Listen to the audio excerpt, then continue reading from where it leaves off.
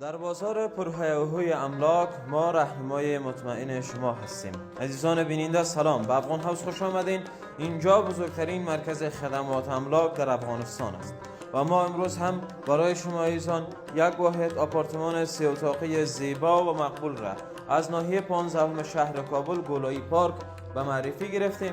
اسناد و جایداد شرعی در منزل 4 قرار دارد با مساحت 110 متر مربع. دارای 2 تشناب، یک آشپزخانه می باشد. آفتاب رخ است. لفت سولری 24 ساعته دارد. مرکز گرمی، پارکینگ، آب شیرین، برق. هم از صورت‌های از آپارتمان زیبا و مقبول است و شما اظهار می توانید فقط با قیمت 48500 دلار آمریکایی این آپارتمان را از آن خود بسازید.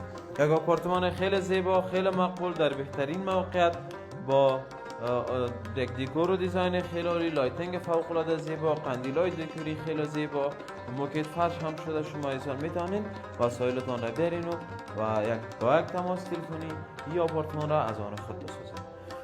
و تا برنامه بعدی و ثبت بعدی شما را به الله پاک و بی نیاز میسپارم. ویدیو را تا آخر ببینید.